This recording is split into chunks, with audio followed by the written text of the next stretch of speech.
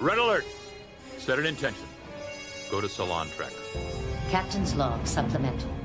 Commander Chakotay was injured. But I want you to know, you can use logic to justify almost anything. Janeway out.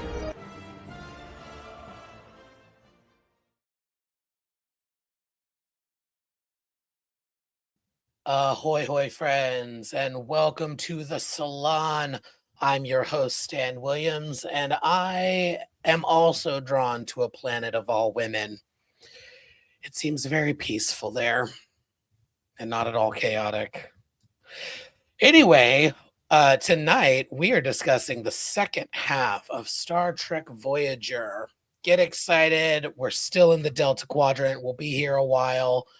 Before I beam in the crew, the podcasty things, we are at Salon Trek, wherever you get your podcast nonsense. We are at Salon Trek on all the podcast platforms, at the Salon Trek on Instagram. If you'd like to support us with a couple of bucks, we've got some fun benefits over on patreon.com. And if you love silliness and inadvertently killing Tuvok, Will and I are doing Salon Across the Unknown Mondays, 5:30 p.m. Pacific here on the YouTube channel. We will be doing Sector 3, not this coming Monday, but the following Monday. Sans Tuvok, RIP. And for the record, for the bitches in the chat, I did not kill Tuvok. The Vidians killed Tuvok. And that's my story, and I'm sticking to it. Let's beam in the crew, starting with my number one, Trevor. Glug, glug, glug. How you doing? I am Narita-ing my way through the Delta Quadrant. Oh, I love that. Speaking of deltas, here's Will. Hello, Delta. Yeah.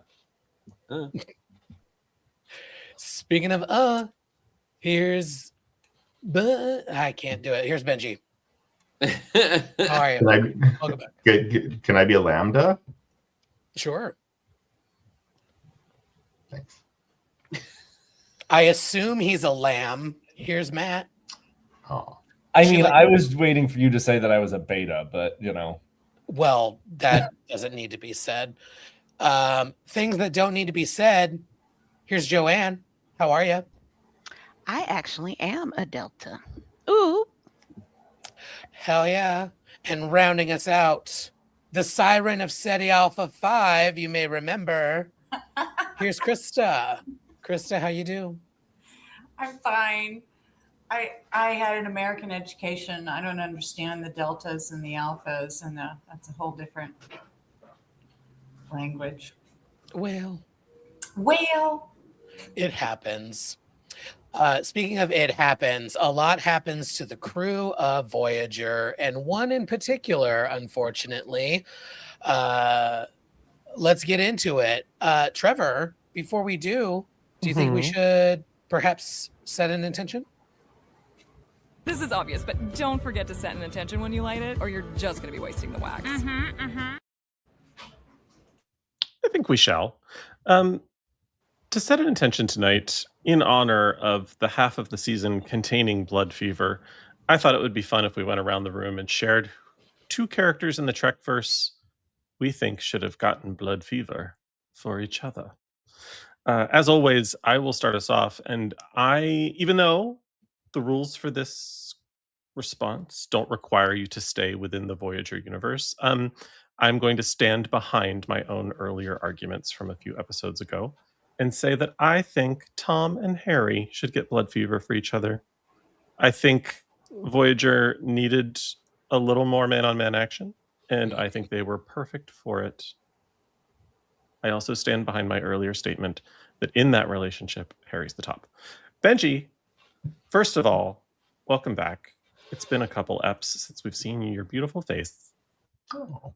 Who should have gotten blood fever?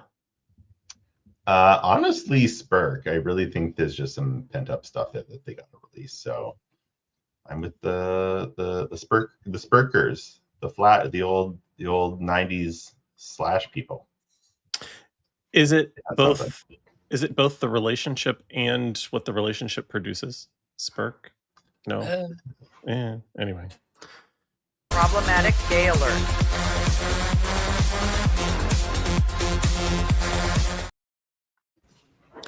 Krista. Well, listen, I love Jillian and Peanut Hamper as much as the next guy, but I had to default to my default. I try to avoid doing this. Mm-hmm. Nobody likes it, but I had to go with Picard and Crusher. That I would like to have seen. Ordinarily, I veer away from it since it's unpopular. And, you know, I really liked Aura Farm. So I should have phrased that differently. I should have said, Krista, who besides Mr. Krista are you giving blood fever? there are a couple.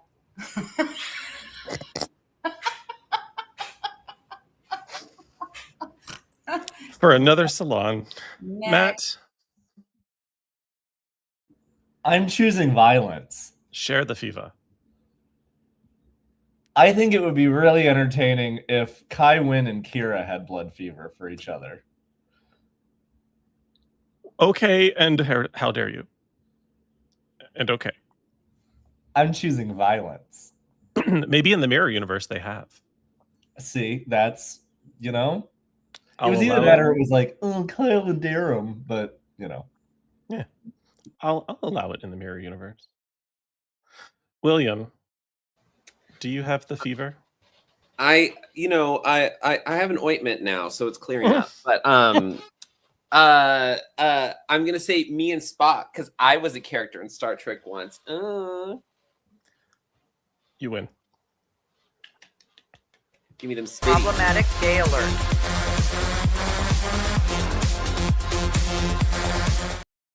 Wait, which version? You would have had Zachary Quinto, right? I'm fine with it. Okay. I saw the leak. I'm fine with it. Did you have to get a mirror for that, or? No, we can talk later.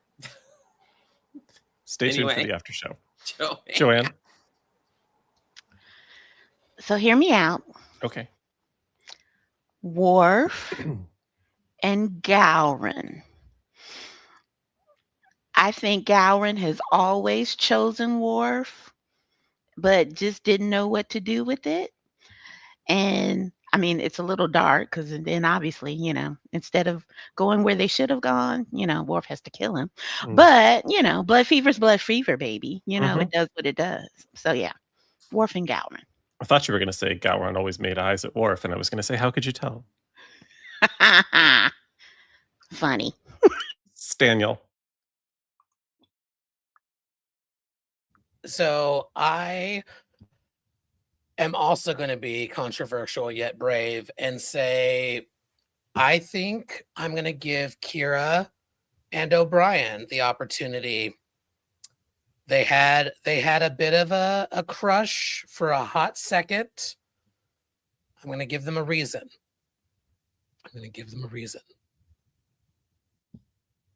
I'm not upset about it.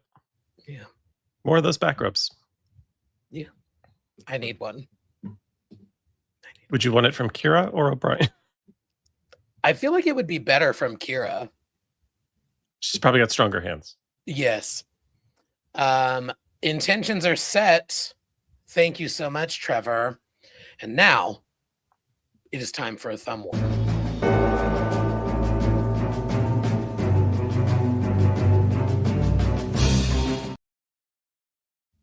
As you know, for the thumb war, Trevor will read off an episode synopsis that he did not write. It is probably going to be bad. And then we will discuss the episode and vote in the only scientifically accurate way possible to rate television with our thumbs up, sideways, or down. Trevor, fire the first shot, please. Indeed, I shall. Season 3, Episode 14, Alter Ego. Kim is jealous of Tuvok when a holodeck character, to whom he has become attracted, tries to seduce the Vulcan officer. That's it. That's all they write. It's not.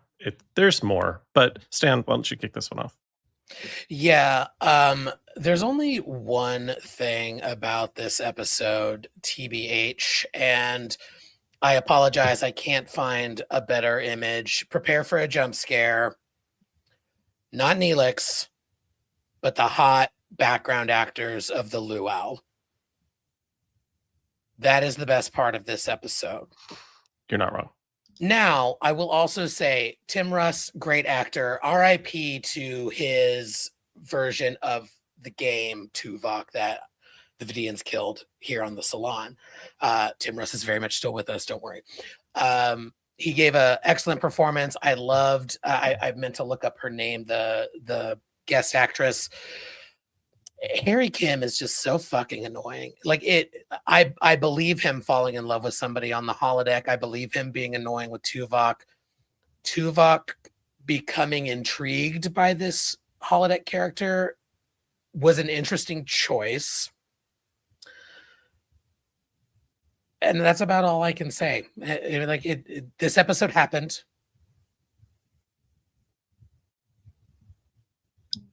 I will have further commentary on Garrett's acting later. There are a few episodes where I'm like, okay, you're showing up, and then this one was not one of them. I struggle with Voyager trying to make TNG like holodeck episodes. This felt like something that would have happened. Like Barclay created a holodeck character that fell in love with Riker, and hilarity ensues. Like. It just feels recycled, and it feels like it doesn't, to your earlier point, Stan, match either of these characters really. Like and the person they fall in love with is not interesting. This is a struggle. If you want to say like recycling like TNG episodes, they literally reference the TNG episode that they recycled in the episode. So they knew what they were doing. This goes in my theory that the crew is all medium ugly and not attracted to each other, so they're willing to start banging holograms. Because like there's like 4 episodes that this happens. Like it's not there's probably more. This is not an uncommon occurrence where they fall in love. Like some holographic character, they're like, oh, I want to bang that. It's because everyone on that ship's medium ugly.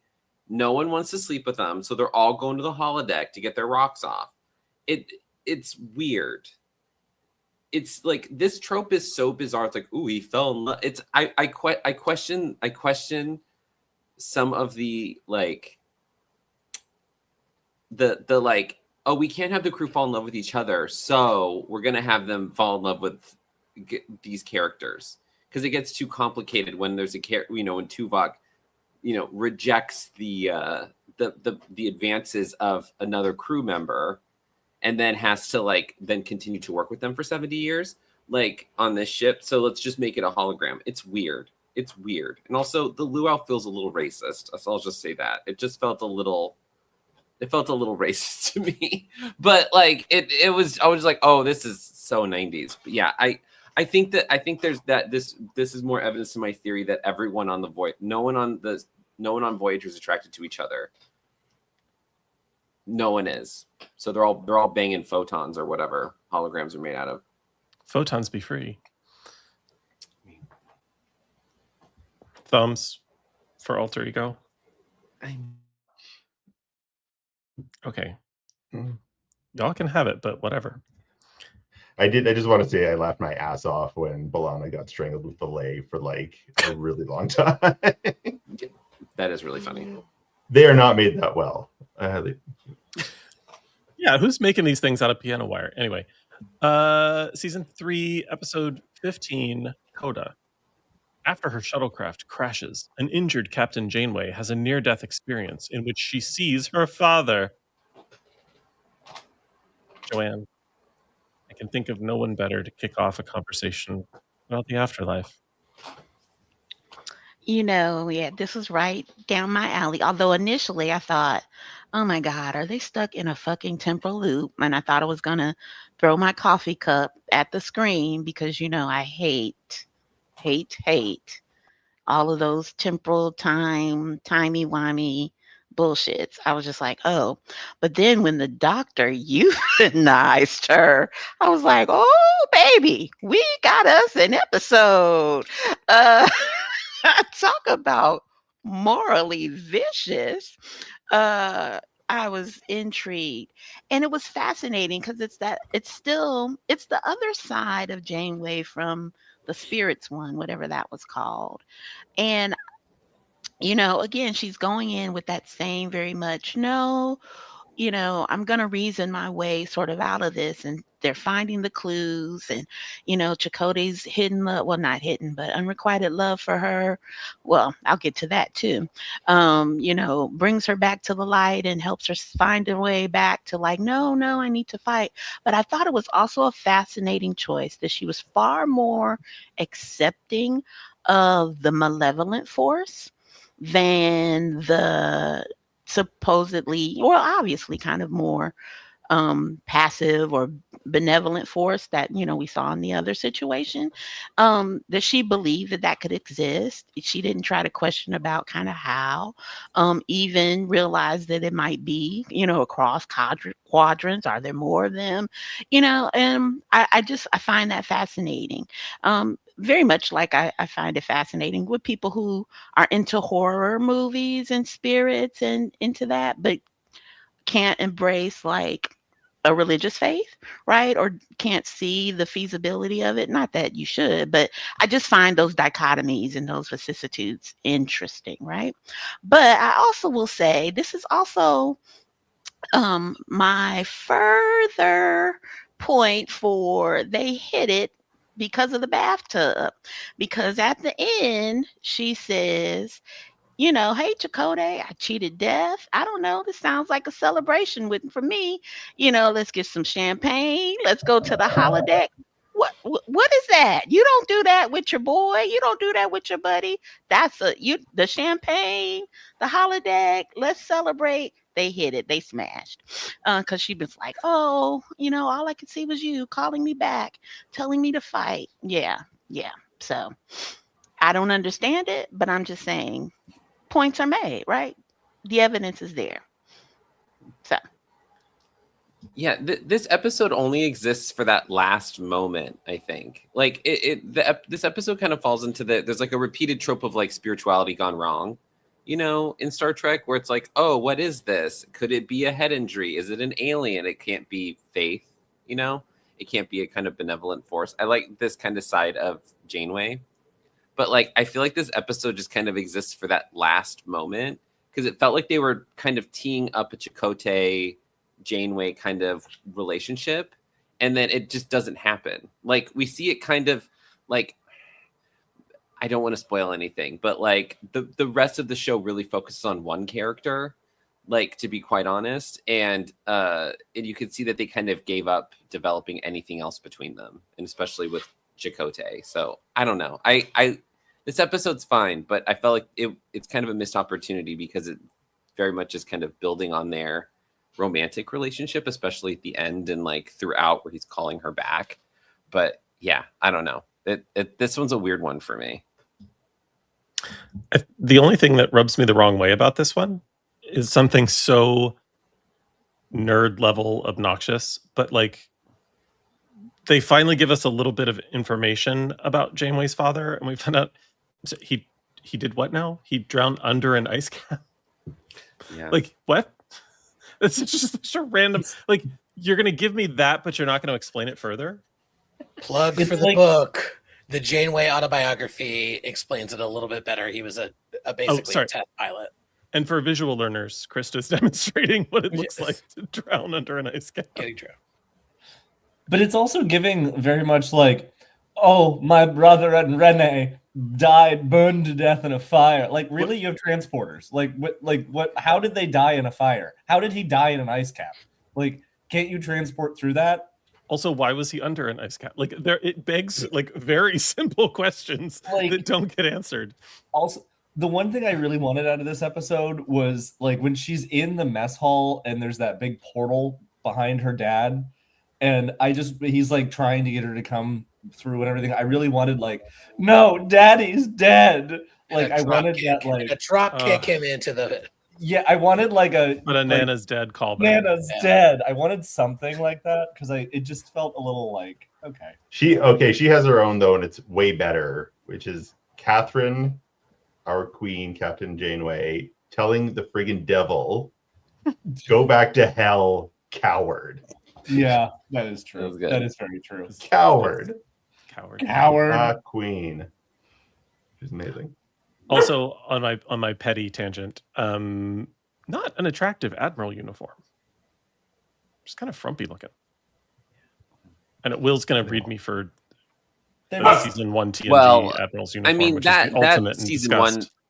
Yeah. I mean, I have to do a ranking of all those uniforms at some point. But the admiral uniforms are always bad. They're never good. They're always kind of ugly. You'll see it live in person. Fit him well, yeah. Like he didn't wear it well. Yeah. No. I mean, not saying it wasn't ugly, but he also didn't. He didn't wear it well. Thumbs for Coda?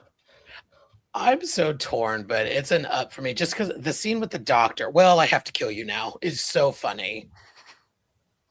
It squeaked out an up. Nice job, team. Mostly because you agreed with me. Season 3, episode 16, the origin of our intention setter for this evening, Blood Fever. The onset of Vulcan mating season, like they're sparrows or something, throws the away team in turmoil when a Vulcan crew member's advances trigger Torres's involuntary mating instincts. That is the worst description of telepathically transferring one's Ponfar to a Klingon, but there it was. Krista, for no reason specifically, I would love for you to kick this one off. I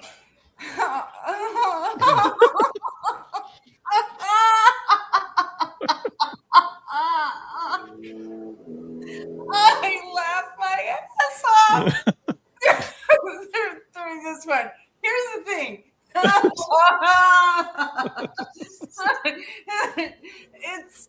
It's all about Paris trying to be sensitive ponytail man and B'Elanna like punch me in the face. That's just okay. Oh, hold on, let me get a handle on it. All right. Okay. What is so what is so funny about this is that I'm watching and I'm laughing.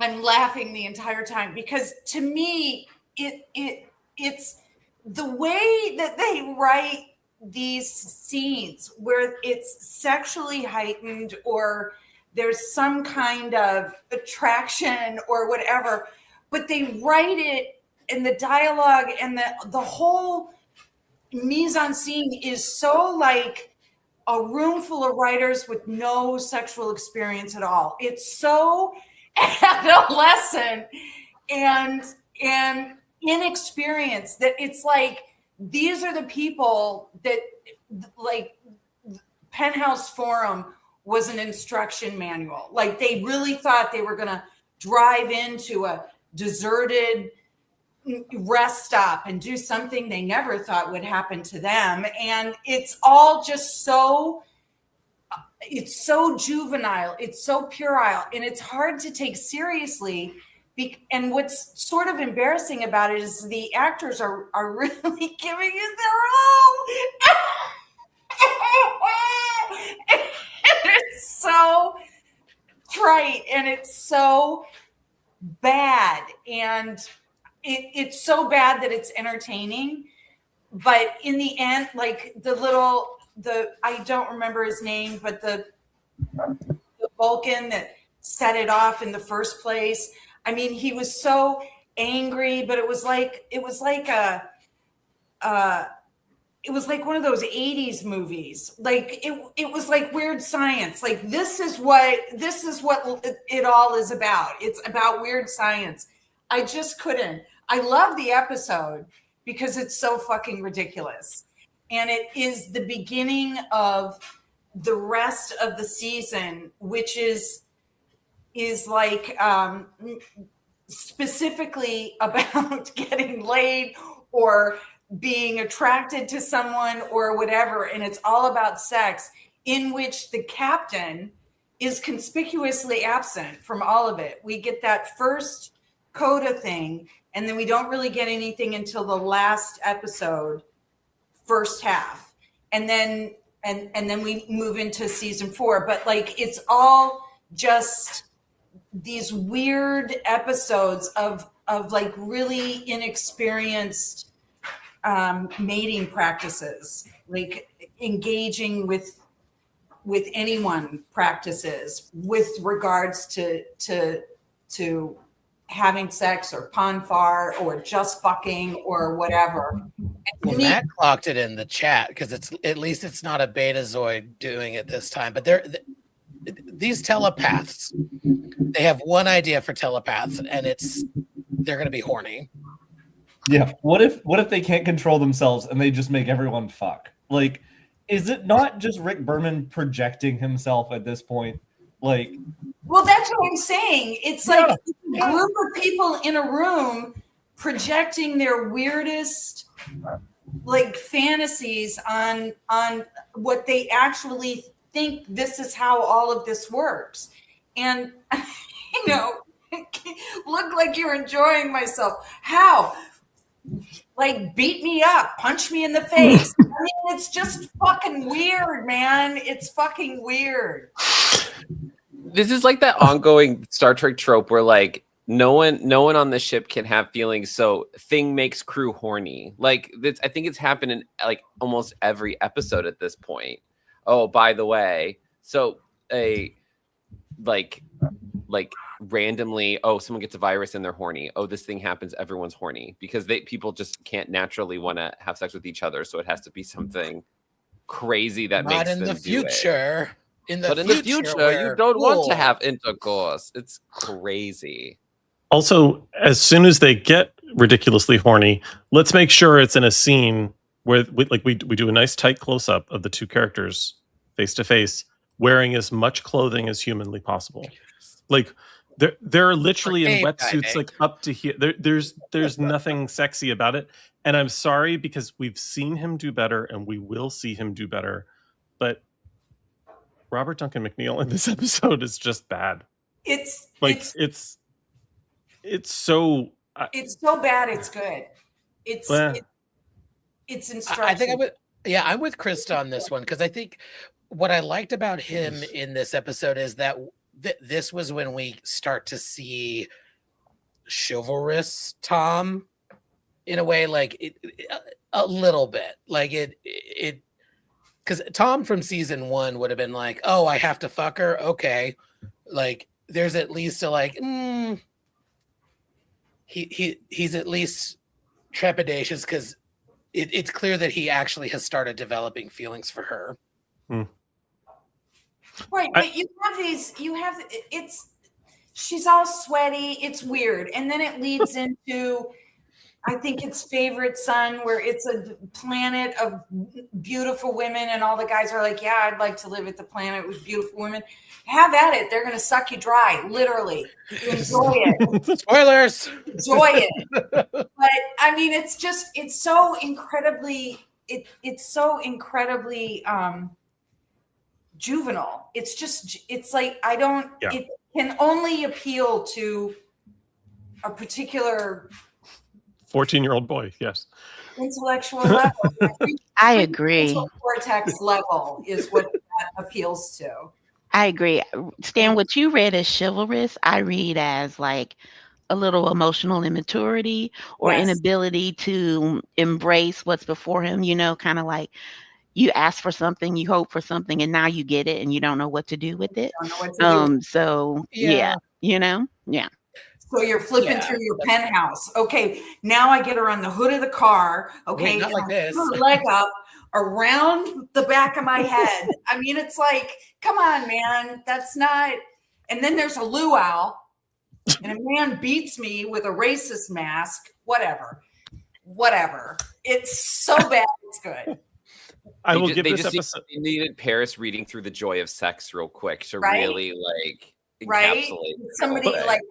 tossing Kama Sutra oil, Multiple like, actual, pads. like blessed by the Kama Sutra. Multiple pads, one for each sex book.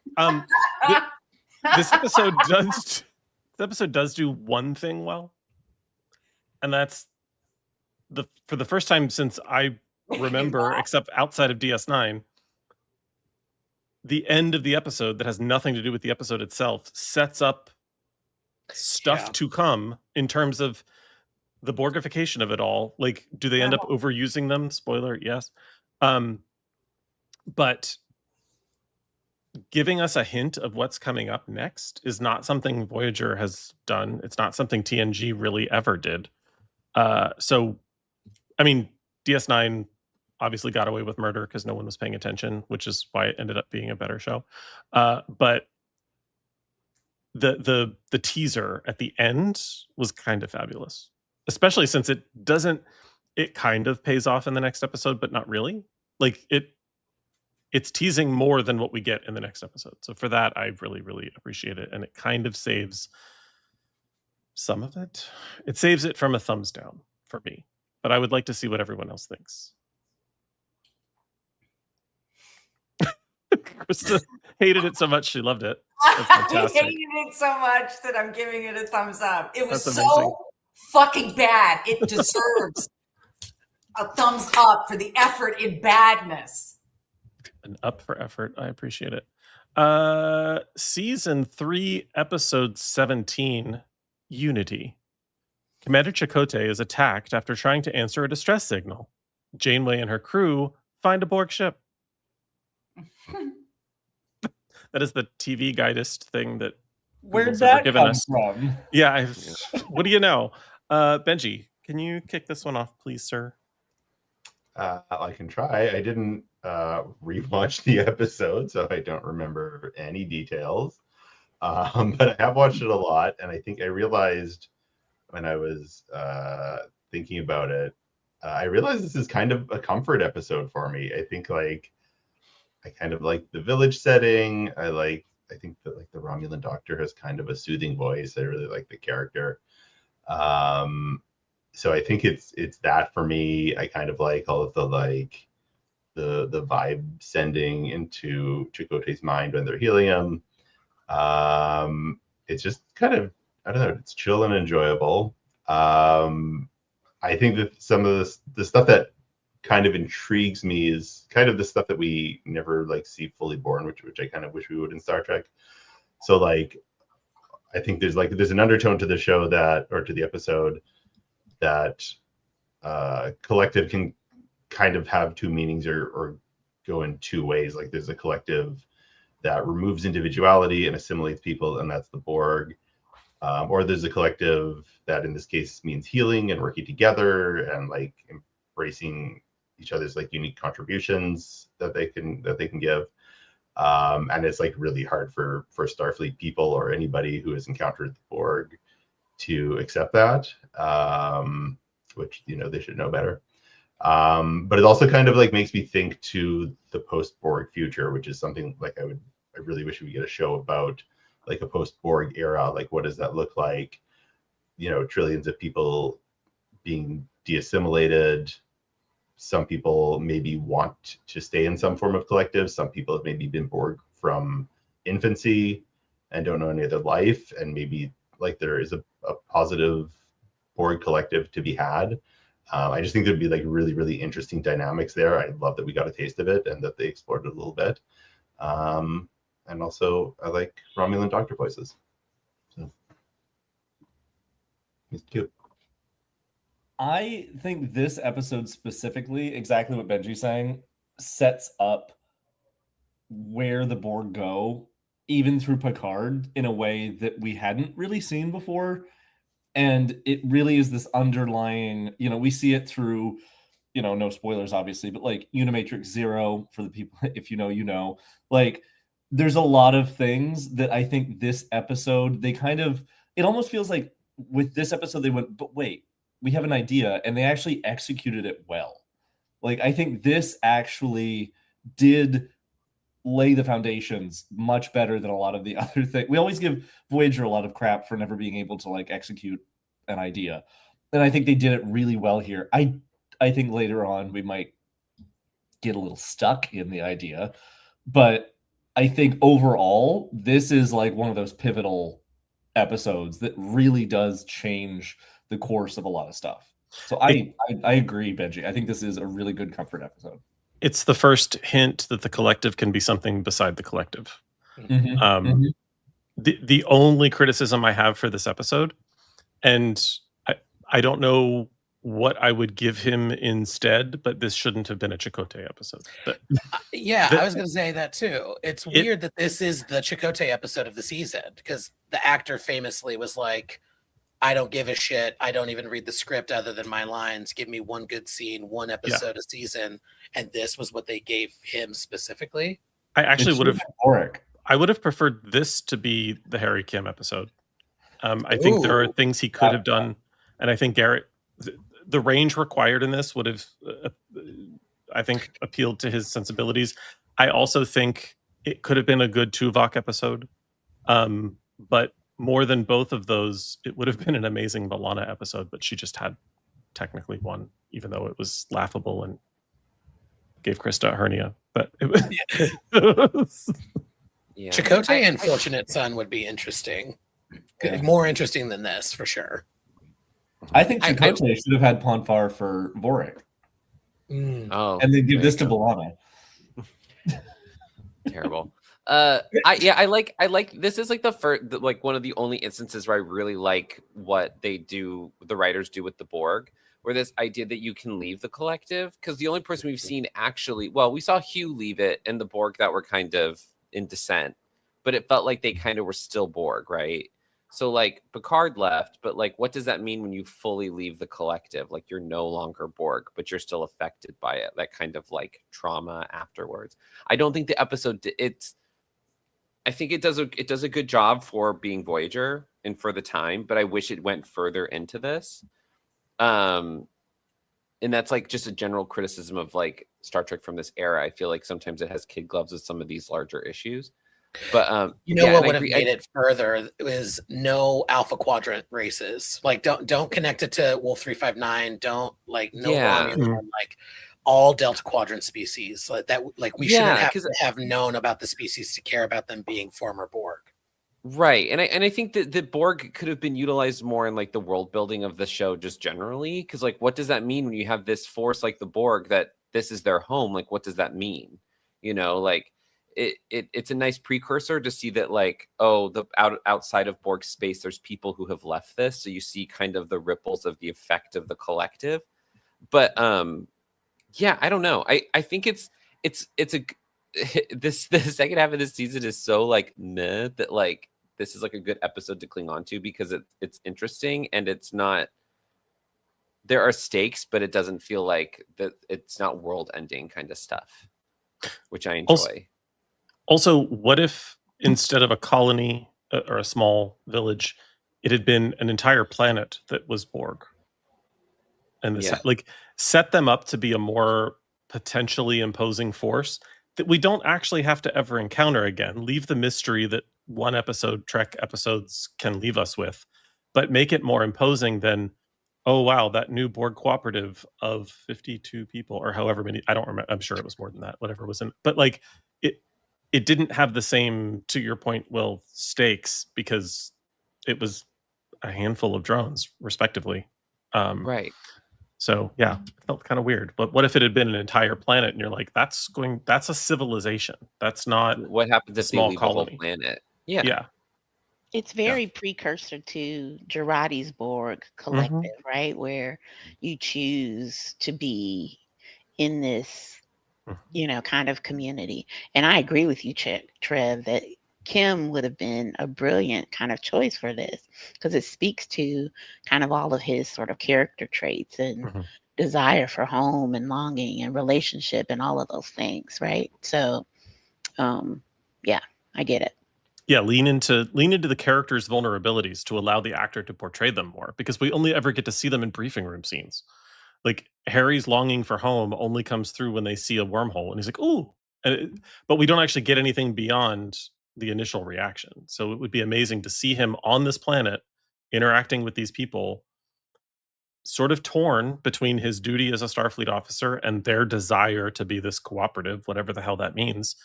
They explain it, but he doesn't know it yet. It just would have been more runway. Yes, Harry is always looking for a whole bench. Oh, heavens. I would love to know what all of you rate this wonderful episode. So, Unity, show me your thumbs. Thank you, Joanne. I was not ready for a unanimous vote. Excellent. Season 3. This is Chakotay. That's what she's like. Points off. Season 3, episode 18, Darkling. The Doctor adopts some impressive character traits from historical figures into his Starfleet database, but inadvertently adopts a few abnormal traits as well. Wah, wah. That's the most sitcom description of this episode that is kind of terrifying. I forgot that was the cause. I forgot that it was him experimenting again. Again, again, for the first time. Sorry, spoiler alert, it will happen again. I too have left my toaster on too long and it became a sentient being. Joanne, thoughts about this rather disturbing episode of Star Trek? It was a very disturbing episode of Star Trek on a number of levels for me, quite frankly. One, I was like, what? It was quite a choice of historical characters. And I also was like, not only was it just like a superficial sort of take on each of those characters, I think it was also kind of very wrong, or at least eisegetical, I'll say. I'm like, y'all put a lot on these interpretations of Byron and Gandhi that I'm not sure the text of their lives or their body of work supports, right? But that's another nerd kind of conversation. To the whole, I mean, I guess, it was being hinted at earlier that Neelix and Kes kind of break up, but I guess they never really formally address it until now. And I don't know. The commodification of Kes throughout this is just hard to process. Although I get it, I'm like, in my mind, yeah, old guy was maybe on the surface different than Neelix, but for me, para mí, the same issues were at play, right? He's directing and controlling and I won't say selfish, but self-absorbed a little, right? She's serving his interest and he gives lip service kind of to her wants and needs, but I don't know. It's just, there's a subtext there that I'm like, he's no different other than he's pretty, right? So he gets some pretty privilege, that we kind of accept. Like, oh, this is a better relationship than Neelix's. I don't know. We could argue that it's not. But it's also like, I don't know. I guess I mean, I've seen this before, but when I saw this figure kind of lurking in the background watching them, for initially I did not expect it to be the Doctor. Like, this is creepy. It took me back to that Babylon 5 episode where I'm like, what is this thing where we have to bring out these terrible men, Jack the Ripper types to inflict damage upon women when they are in the productive, developmental, on the rise in their lives. They have to be tested by some creep ass man. What? It's a theme, right? It's a theme. It's a sci-fi theme trope that I hate. That manifests here. But it was also, just like I said, very deeply disturbing. And I was just like, oh, how creepy. I mean, even Balana. I mean, he's torturing all these women. But anyway, yeah. it's also a little odd that in this season, this part of the season, it's constantly reiterated that she's, you know, it's laughable, the comment, but I'm 3. I'm no longer a child. I'm 3. And it's like, it's prior to her getting the long hair. She still has the short, cute little pixie cut. It's very predatory. It's very I agree with Joanne. It's let's throw Kez and against the wall and see who licks her up. It's like it's always someone, and it's always someone with nefarious or very selfish. And I suppose you could argue that this episode is balanced out in the ultimate end, which you all know, and I know now, in that she really sort of takes control. But you know, this it really feels as though they're trying to make her arc a series of invasions into her emotionally or physically or what have you, to justify the gift of learning that she gets on the back end of that. And it's kind of like, well, it's kind of like, well, it's a good thing that your, you know, sister wore the short skirt and was assaulted. Now you know better than to wear the short skirt and tempt people. And it's like, that's the Kez character. Like it's her fault somehow, but she gets these gifts through these engagements, through these interactions, through these things. She acquires gifts. And it's like, it's a weird way to rationalize why it's okay to have her consistently participate in that nature of arc. And these men, the men in her lives continually, I'm sorry, I got my thing everywhere. Continue, like, you know, so Tuvok is protective and questioning, and the doctor freaks all the way out and goes, you know, ripper on them.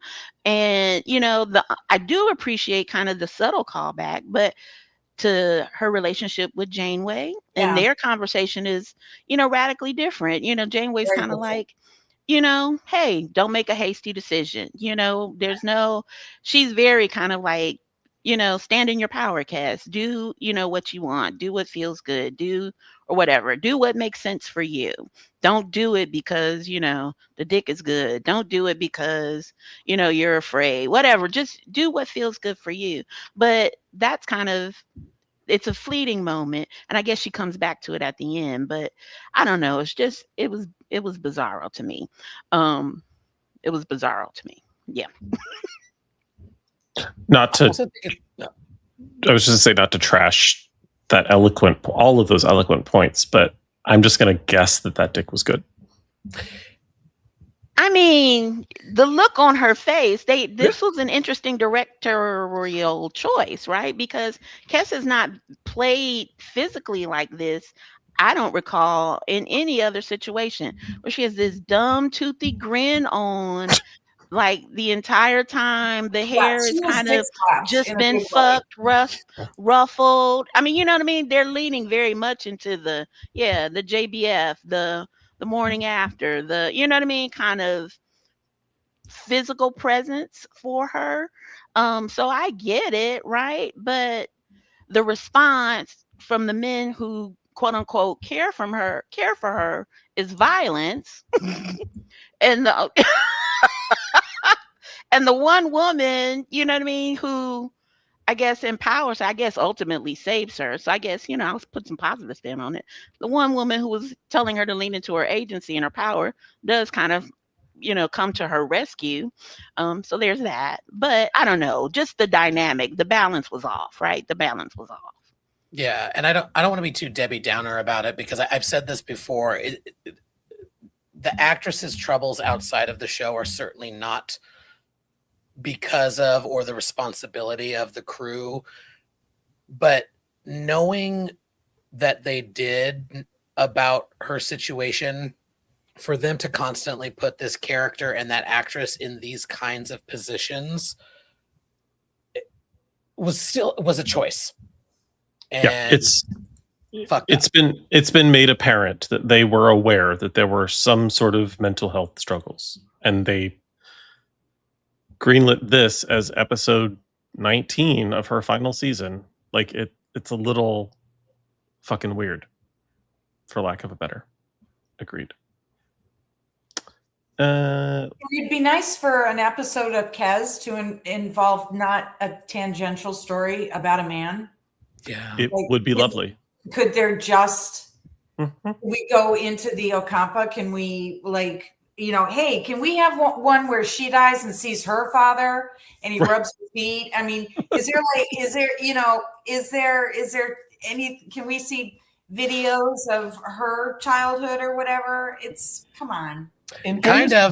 We're getting there. Almost. In 2 episodes, we get all as close as we get that, but I mean, then we get to season 4 and we trade this person, whether it was her choice or not. She's off, and I'm sorry, but I really think she had range. Mm-hmm. Particularly in the episode you're talking about, the range that she played, the physicality of that role, where you could tell she was getting younger backwards. The way she held herself, she has range, and even in this episode, you see it exactly. And this daughter of Janeway gets replaced with another daughter of Janeway who has no range at all. She plays the same fucking role no matter what she's in. Sorry, controversial, but same fucking role. Torpedoes fired. Shots fired, Krista. You better work. That is a bold. I'm saying those torpedoes are going pretty slow, though. Prove me wrong. She's the fucking Jimmy Smits of any franchise. Okay, Jimmy Smits. West Wing, toast. Sons of Anarchy, over. All I'm saying. Krista's here to kick ass and give out hugs, and she's fresh out of hugs. I would love to see everyone's thumbs for Darkling. Oh. Ooh. I mean, does anyone dare? I was giving it a side after that. It's mildly entertaining. Speaking of mildly entertaining, season 3, episode 19, Rise. When a Nezu planet is hit by asteroids, Voyager intervenes by sending Tuvok and Neelix to help with the rescue mission. Basically, it's an episode about elevators. Will? Okay. What the fuck was this? Like, talk about a goddamn mess. Like, this episode is so bad, they have Neelix recap it at the end. Like, this thing is an absolute disaster. Like, we've seen this done better on other shows. This is like Voyager rehashing old ideas. Like, we saw this in DS9 with Odo and Quark. We saw this with like Picard and I would say Wesley a couple times. Like, there's been times where we've seen this, right? This trope. These two characters who don't exactly get along or have like difficulty. They get trapped together in a situation. They have to resolve their issues to get out of there. But basically, all we know about this episode is just Neelix going, "Well, you can fix it," and Tuvok being like, "I fire the phasers, dude. I don't know how to fucking do this." And then suddenly he goes, "Oh, I can fix it." It's bullshit. This whole episode was fucking terrible. They don't end up better. It's just Neelix is mad that Tuvok doesn't treat him well, but then Neelix is kind of justified in his treatment of Neelix because he's fucking annoying. It's like, you're awful. Like, you're terrible at your job. You're a pedophile. You're also like a trafficker, and like also you're fucking annoying. It's like, why would anyone be nice to you on this fucking ship? And your food's shit. It's like, why? I would have pushed his ass off the elevator and be like, "Oops, sorry, he fell off." He returned to the surface. Whatever. He expeditiously returned to the surface. It's such this episode is so fucking annoying. I was just like, and also the visual effects were just like extra bad this episode. Like, it looked like when they're on the platform and Tuvok's supposed to be standing outside, it looked like, if you ever seen the movie The Room, where they decided to like soundstage the top of a building, it was like crazy. I was like, what is this? It's so bad. Like I literally could not remember this episode. So I've been reading synopsis because I think I blacked it out. Every Neelix episode, I'm like, I can't deal with it.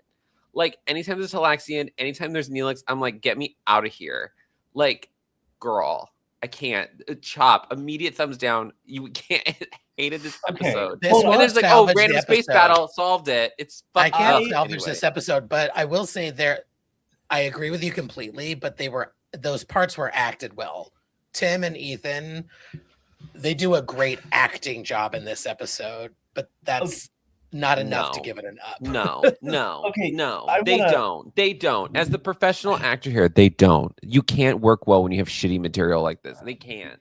It was not good. It was because everything else was so bad they looked better by comparison. It's awful. Okay, but Fuck that was this? okay. I'm taking a stance on this because this, for me, every time I watch this episode, I get like Krista did with the Ponfar because it's like, for me, it's so... No! I don't give a shit. I'm saying that I think that this is so bad and so camp and so, like, it is ridiculous. And every time I watch it, I'm like, you know what? Fuck it. Yeah, they did. And I'm just like, I don't know what it is about. I think it's just the terrible but also great dynamic between Tuvok and Neelix for me that I'm just like, of course we hate Neelix, but it's almost like, no, I want to keep you here because I want to make your life miserable on the ship. Like, and everyone hates you, but we have to, like, that's what the community of the ship comes together to hate Neelix. And Tuvok knows that. And that's what this is about, community. Right. Girl, I'm going to start a GoFundMe to get you to raise some money to get you the help you need. Because seriously, what's God wrong knows with I you? need This it. is terrible. No, I think it's funny. No, it's not. It doesn't cross into the so bad it's good moment. Like there's moments where it's kind of like it crosses into it, like when he's on the room, when he's like outside and like, Mama, this is the room. But like the rest of it's just so it was the episode's so bad. Neelix recaps it. He literally goes back and goes, "Remember all these things that happened?" I'm like, "No, this isn't good. It's not. But It that's wasn't why camp." if it is so bad you have to recap your own episode, there's camp in that. There's camp in knowing that the audience themselves has given up on this episode, and you're like, "Listen, I'm so sorry." Like, No. I don't know. I like it. This like is it. the golden turd of the season. Turd, the golden turd, girl. But it is. I'll just say a space elevator episode without Lee Pace is an automatic down for me. Okay, yeah. Right. I mean, Anything without Lee Pace is an automatic Yeah. down for me. And then they kiss. I'm sorry, it was an episode about an elevator. That's all I got. Which a horror movie did it better. Show me your thumbs. Don't everyone put your goddamn thumbs. Fuck you, Matt. Fuck you to you too, Stan. You bitch. A You light, rotten bitch. You did that to A piss me light off. fuck you. a light fuck you. Fuck you A gently. compassionate, thoughtful fuck you. Still a thumbs down. Thank With you. a little one and lots of lube. Speaking of little ones, season 3, episode 20 is a little one. Favorite son. Ensign Kim leads the ship to a mysterious planet where he is told he is part alien and is needed there for reproductive purposes. I actually think that description might be better than this episode.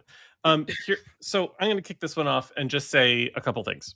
First, I want to get this out of the way because I'm going to be a huge downer for this episode. I'm going to drag the Salon down for a second and just say, dear Star Trek, consent exists. Sincerely, even Commodore for Chuck. men. This is fucking awful. It maybe in 1997, like nobody had thought of it yet, but also no. Like you don't get to coerce people into reproduction and sell it as a science fiction story that's halfway believable.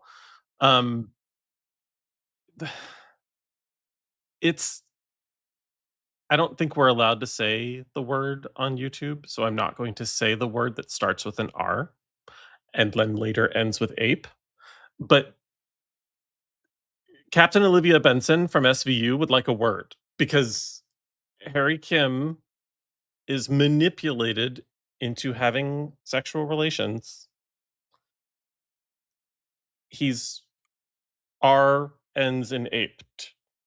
Um, and we pass it off as he was seduced. Like, no, he wasn't. He was manipulated and coerced, and it's a very fucked up episode of Star Trek that is it didn't really work in 1997. It definitely doesn't hold up, and in my opinion is an incredibly irresponsible episode of Star Trek because it tries to, very much like A Matter of Perspective from TNG season 3, it tries to take a very sensitive, significant, important, sometimes tragic topic and make it like, let's sci-fi it and make it fun. Like there's nothing fun, there's nothing sci-fi-ical about it. It's gross. The thank you, Joanne, for your comment in the chat. Yes. The lack of understanding with respect to consent, not just in the first 3 seasons of Voyager, but like TNG, coming in strong in second place with respect to these consent stories. It's just so fucking weird. I don't understand how we made the leap from Jadzia Dax and Kira Nerys to this kind of storytelling. It's just sad, and it is kind of embarrassing as a Star Trek fan. There are others. We've talked about them. We will probably talk about them again. But this is in a short list of episodes that take a very serious topic and try to make it fun and fanciful, and it's embarrassing. What if the women were the sexual predators? Ha ha ha. Also, not the most important thing, but like the medical evidence notwithstanding, which again gets to your point about consent, that they believed that this was even remotely possible. Like Right. How? Right. They're 75 years from home. What do you mean his actual biological father made it there just 20 years ago? What? Odo and the founders would like to enter the chat. Fair enough. But they had a wormhole. Yeah, they did. But I don't know what that means. Krista? But it's also this idea that women unbound, women unchained, unsupervised. Women are scary. It's the writing room of women are scary, and if they're not watched, they will do these kinds of things. When I would argue that's not likely, and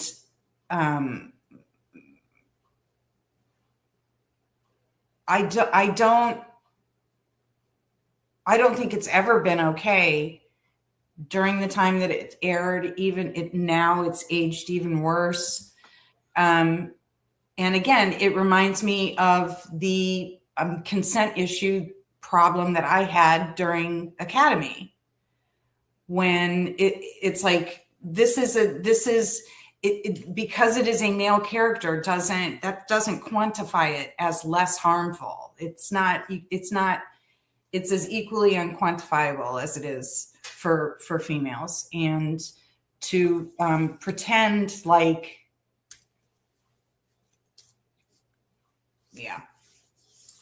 I want to acknowledge to a comment from Norman in the chat, just referencing the sort of Asian male stereotyping. I've gone off on this a couple times on the show. The desexualization of Asian men in American culture is offensive.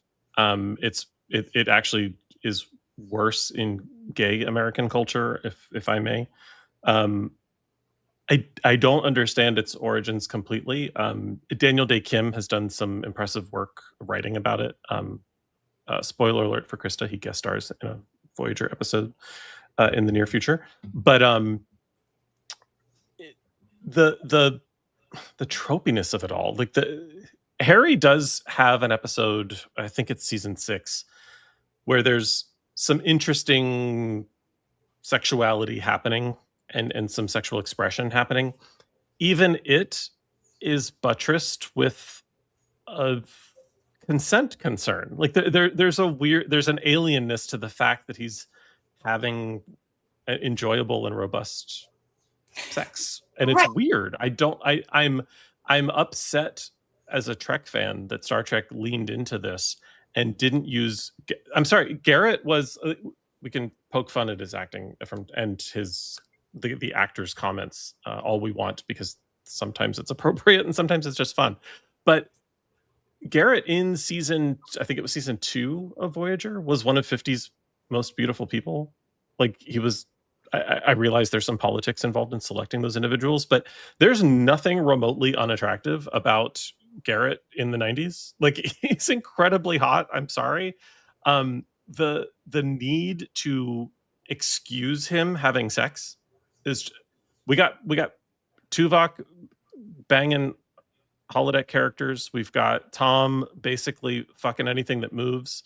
But the minute Harry, who is apparently supposed to just be a nerd and excellent programmer, gets an erection, there needs to be some sort of coercion involved. It happens more than once. It happens pretty much every time, because when we see Libby, it's not real. It's in non sequitur. It's not a real encounter, and they're not remotely sexual with one another. He's in his uniform the entire time they're interacting. It's upsetting as a Star Trek fan, particularly. And I enjoyed this show. I'm not trying to down Voyager for making these choices. Star Trek disappointed me with respect to Harry and Harry's sexuality, and this episode highlights it. Krista? I think it's interesting because just about an hour ago, we all said that the Chakotay episode with the Borg would have been better with Harry. Mm-hmm. So this is the episode we get for Harry to investigate his heritage, his belonging, this new secret about where he comes from. And it always seems to me that it's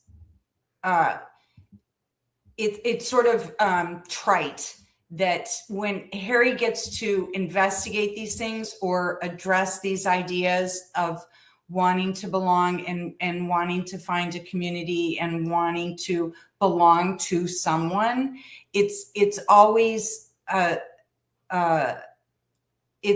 reduced to these trite little 1 hour episodes where there's nothing really learned. And it's sort of even more offensive that Chipotle got the episode with the Borg, when it really would have worked much better for Harry Kim particularly. Let Chakotay go and find out part of his natural Native American inheritance is that he belonged to a sex magic cult. Just can we do that? I mean, that would have been about as real as what they did with this character, as we've discussed. It actually would have been more. Why does his identity, and it's kind of the same way with Kez. Why is it that when we're sketching out their arc, their character, who they are internally, there's always a sexual element. There's always an invasive sort of, like, it's not okay to do it otherwise. Like like what you were saying, Trev, like there has to be permission granted to invest in these characters. I'm not invested in any of these characters. Will, I understand you think they're all so fucking ugly. None of them are going to fuck. I find them boring on top of that. So it's like I'm not invested in these. The way they are writing them is so like with brief moments of, oh, well, that was interesting. But then generally it's a deadline for me. And I'm kind of like, I don't understand how you have a captain that is noticeably absent from a number of episodes this last half, when the previous two captains were the central focus of almost every single fucking episode. We never questioned their virility. We never questioned whether they were fucking, but everybody's doing all this, but Janeway's talking to Da Vinci, for fuck's sake. She's spending time with Mrs. Haversham. I can't. I don't understand why you chose a woman captain if you weren't going to paint the same brush. Am I living in a dream world here? Am I just living in a fantasy land of she's a female captain, but she fucks? There will be moments. There will be moments. You're gonna be happy. I'm into the 4th fucking season, people. I will wait. Hold on. There is one thing I want to say. Like, Krista did nail something, and she like altered something for me in my head. More than Janeway did. Go ahead. I think maybe that's why I've always seen Voyager as like my home show, because it is kind of like, oh, I don't have to live like all these people are kind of boring, and like it's like if you guys can do it, I can do it. Like I feel like because you have TNG is, the flagship and everyone's intelligent and everyone's the hyper competent and all this, and DS9 everyone is like rugged and resilient and all this, and Voyager's just like, you know what? We're just doing what we can here. We got lost. We're just trying to get home, man. Literally, Janeway is the only exceptional one on the ship. Janeway's the only exceptional one on the ship. That's a bunch of mediocre bitches get stuck on a road trip, and they're like, "What do we do?" And they're like, "Let's just stare out the window." Matt, as a fellow mediocre white man, I understand. Yeah, this is aligning so many chakras for me because I'm like I could do that.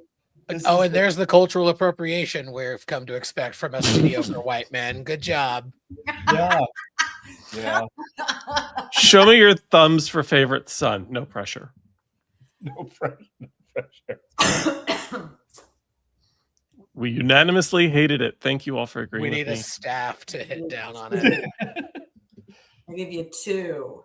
Ooh. Season 3, episode 21. Before and after. Kes undergoes treatment to extend her lifespan, allowing her to travel back and forth in time to see what the Voyager's crew's future is. It's not at all what happened. That's no. It's not. Jennifer Land deserves more respect than that synopsis. She also deserves an Emmy for this episode. But Stan, say more about before and after. I adore this episode. So do I. This is one of my favorite episodes of Star Trek, not just Star Trek Voyager. You've got quintessential sci-fi, you've got great performances, you've got alternate future. In one way, it unfortunately makes me think about the movie Overboard. If you know, you know. I loved that movie. I watched that movie so much as a kid. Anytime it came on TV, I was watching it. And then the first time I watched it as an adult, I was like, oh, that's that's assault, Kurt Russell. That's not great. And in this episode, I could have done without the all in the family aspect, because I can get on board with her having something with Tom. I don't love it, but I can get on board because like they've at least been weaving that through. So like I could see something developing there. She and Robert Duncan McNeil give excellent performances, but then they have a child, and that child gets married to Harry Kim, and they have a child. And listen, shout out to Jessica Collins, who played Linus, who outacts Garrett Wong. Not that it's challenging, but like, you know, we shat on the last episode, rightfully so. I would say his performance in that episode was at least better than this, because I know from having listened to a few episodes of his podcast how fucking annoying he must have been for the writers. Like, he admits to it. He talks about how he would beg them for this or that. And he was like, the first couple of episodes of that podcast, it's just him complaining about every episode of Voyager. I would have done this. I would have done, like, Garrett, you were not the director. And then he starts telling stories about how he showed up late and he wasn't respectful. And you get an opportunity like this episode where you get to play a father figure for a couple of scenes and give nothing. Just give nothing to that poor little gay kid who was so fucking annoying, but at least was fun. Like, oh, this is kind of fun, but take all of that out of the episode. Focus on Kes, maybe a little bit with Tom, and they had a daughter, Linus, who was great. She was giving mother. She was giving wife. She was giving daughter. She was giving. Jennifer Lynn acts her whole ass out in this episode. She was pensive and sultry and scientific and like caring. She put her own bullshit aside while they were under attack. Like, we get a cool vision of what might happen in the future, which makes a couple of episodes next season kind of weird, if you ask me. We'll get there when we get there. I love this episode. I wish they took out Harry and the little gay kid and focused more on some other, like, her having a family. I didn't need that. I didn't need that. Like, let her have a future that isn't focused on him. And anyway, like, I could rant about this episode forever. I adore this episode, even with the things that I didn't love about it. Trevor. I love any and every episode where people's ranks are changed and it's a fake future that's never actually going to come to fruition. There are some fun things that are hinted at in this episode that come to fruition, but differently because the timeline changes. But there are certain things that do happen, which is fun. And as new an actor as he was, I actually found Andrew Kim to be more interesting than Harry Kim. Garrett, it feels like he got the script like the day before they went into filming, and he was like, how should I be 15 years into the future? I have no idea, so I'll just not deliver any emotion whatsoever. There was no... And again, as a father figure, that does resonate with some of us, though. Well, clock it. I forgot. Once again, I'm made to feel bad for having a good dad. I'm just kidding. I love you both. As you should. No, but also, like, I can't get over this. Like, if I can accept that the Ocampa exist in 9 years, right? We've talked about how it's weird given who they pair her with and how they execute that story. In universe, how anybody like I could see Tom met Kes as a full adult. How in any universe does Harry Kim see his best friend's daughter 1 year ago as a baby, and then 1 year later be like, I'm gonna get that, and have one of them babies that will be an adult in 6 months? Like, how? No, it's gross. Celine Dion's late husband would like a word. Well, listen. Again, not to be that girl, but this is another manifestation of age of consent, right? Like, what's the age of... This is another manifestation of a poor understanding of consent and agency and sexuality. And yes, all of these. And Celine Dion was groomed. Like, let's be honest. Yes, and. Well, because their daughter was 3, which makes her really 33 in Terran years. And it's exactly what Joanne's talking about. No. Thumbs for before and after? I just want to make one little point, which is we can do our thumbs.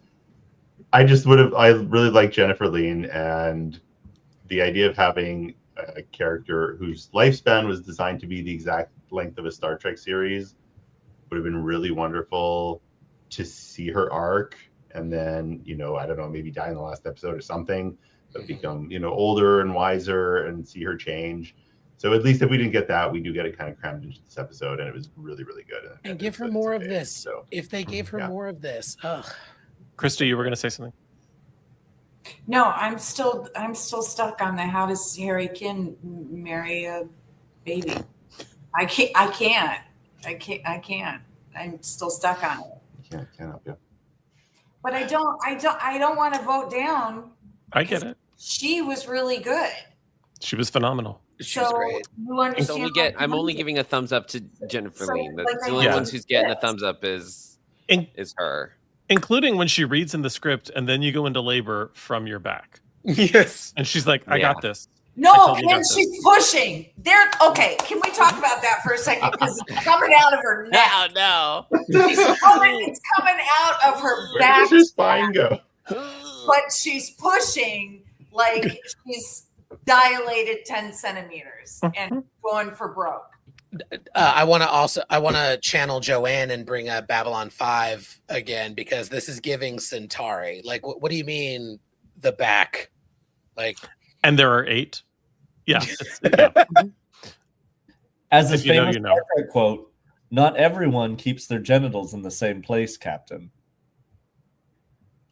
Thank you for reminding us about genitalia, Matt. We can always count.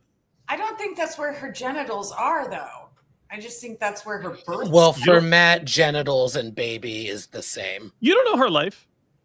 I don't know her life. You're right. I don't know. I don't know what that means. Her vag could be right on the back of her head. Or maybe it's a cloaca. Maybe she always takes it from behind. You don't know. It's like a cloaca. It's just one. Season 3, episode 22. Aptly after this conversation named Real Life.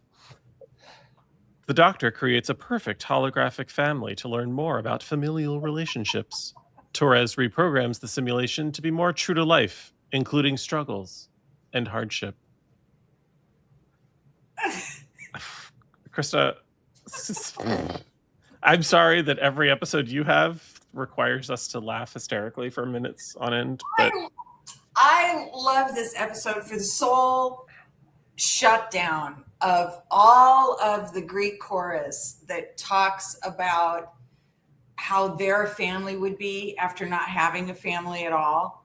Like just this imaginary, completely untroubled, nobody's kid is, wearing roach clips in their hair as decorative ornaments. Nobody's like, it was just amusing. I thought it was sort of, I can give or take the Doctor. I find his snarkiness sometimes endearing. And I think that his complete certainty that he was really mastering this family thing was sort of endearing. And I think that B'Elanna, because she could be such a raging, anger troll, that I think she was sort of like, oh, okay, well, let me, I'm going to give you a little reality, and then I'm going to give you a little bit more reality. And I think that it was kind of funny that she was like, oh, okay, well, let's see how you like it. I think the dinner was hysterical.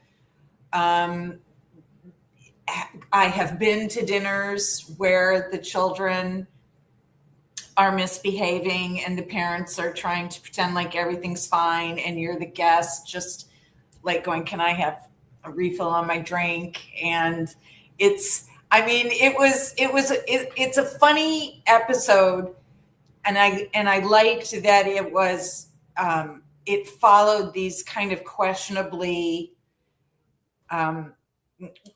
consent, I guess I'll say.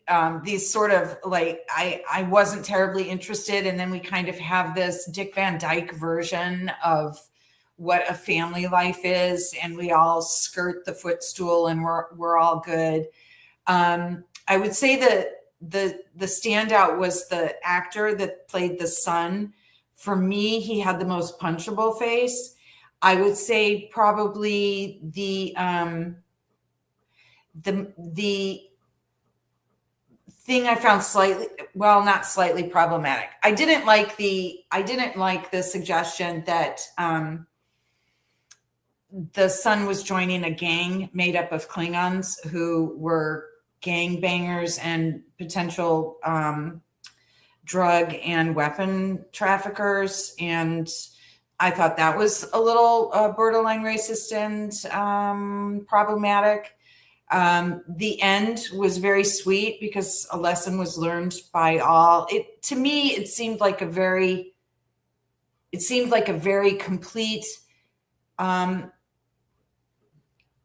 complete episode. I liked that when he was having trouble at home, it was reflected in his work life. It was reflected in his interactions with other people. I liked that he engaged with the experience when it would have been easier, and he tried to check out.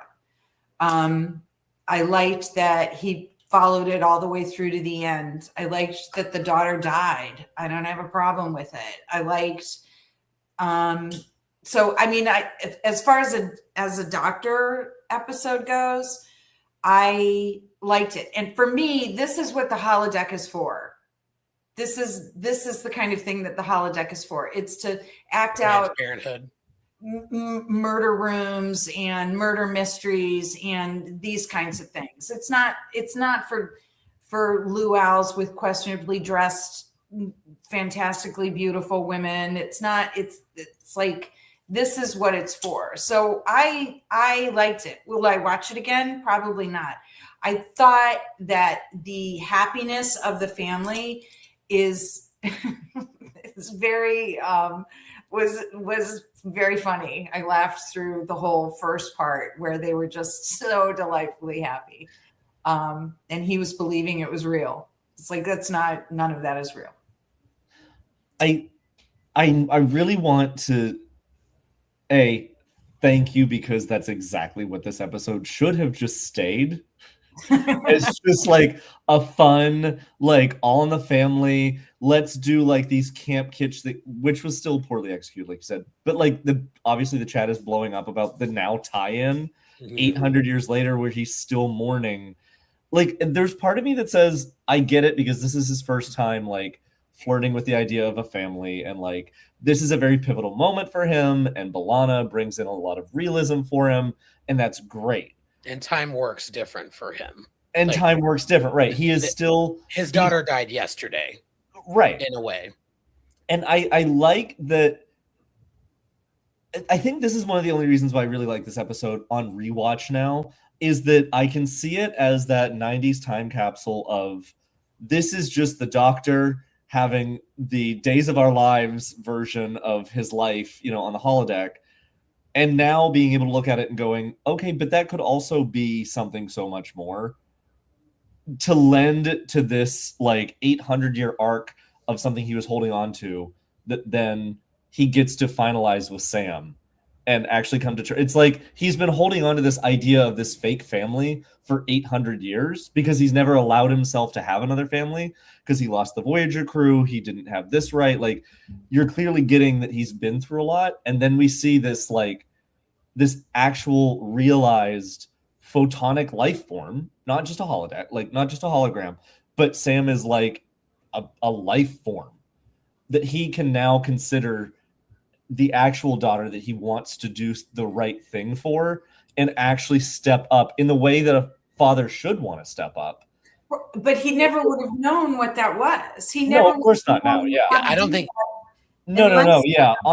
In this episode, no. But I do appreciate now that we have Academy.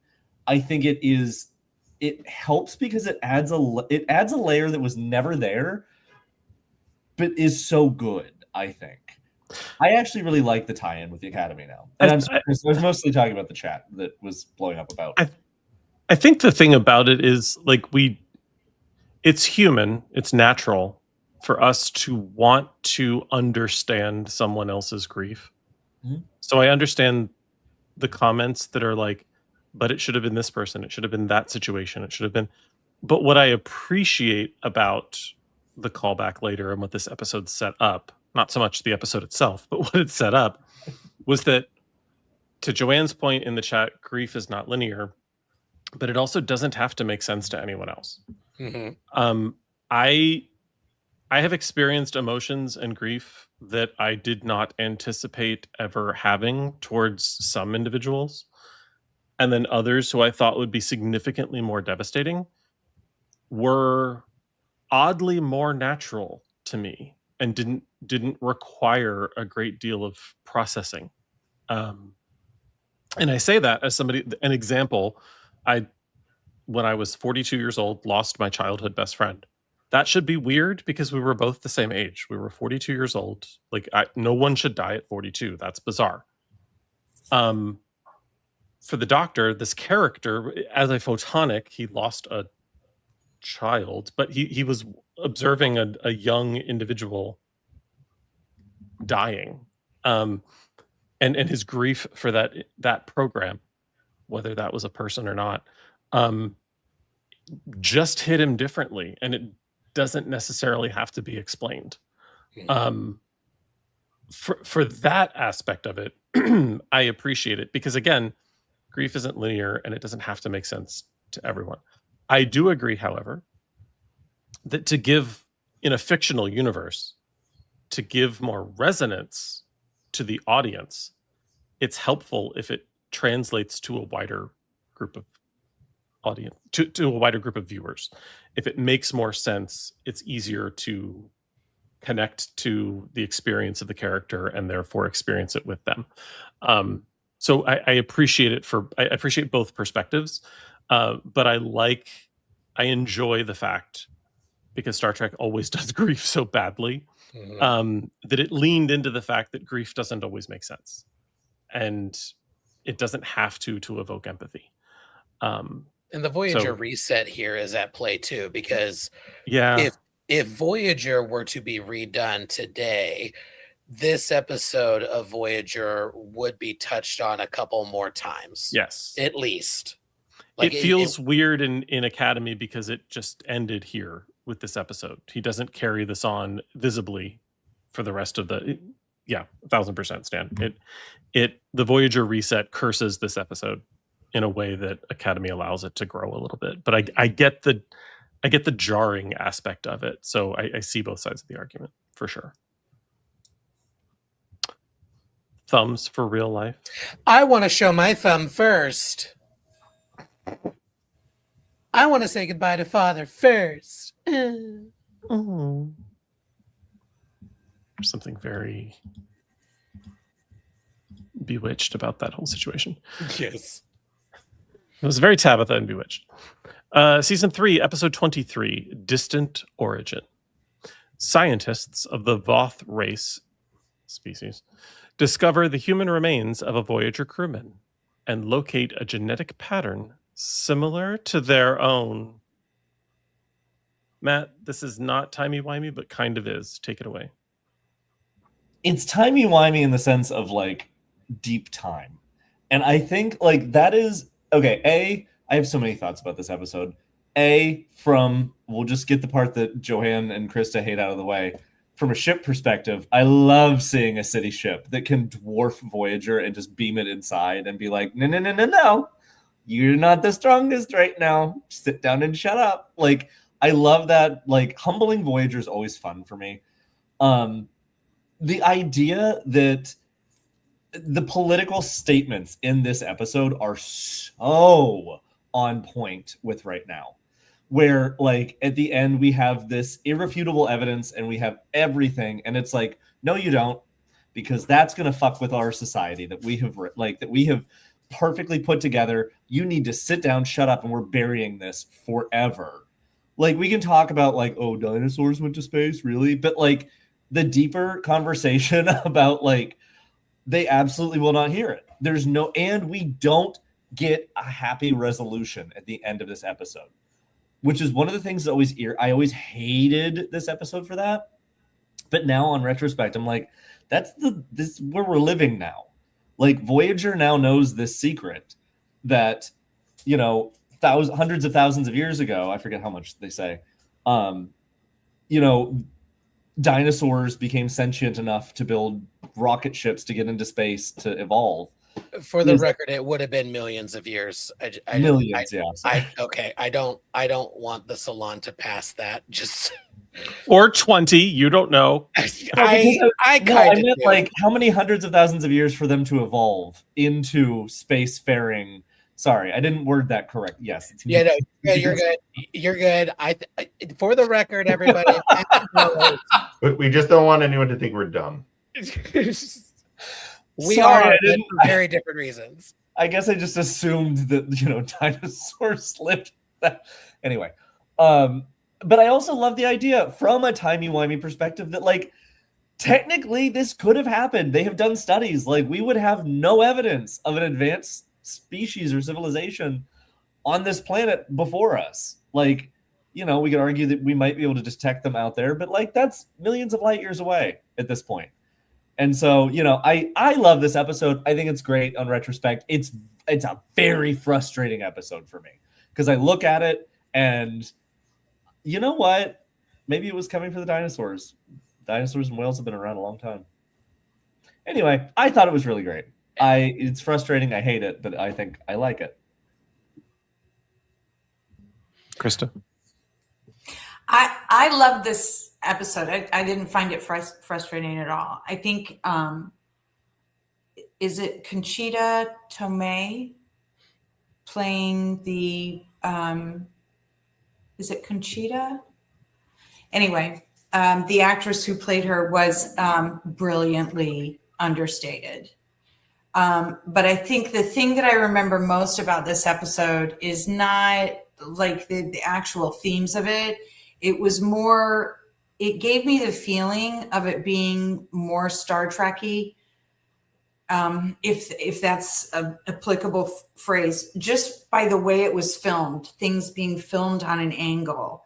The makeup seemed so rich and kind of extravagant. The colors seemed to really be brighter. The whole cinematography of it, just the way that it was presented, seemed completely different from everything that came before that.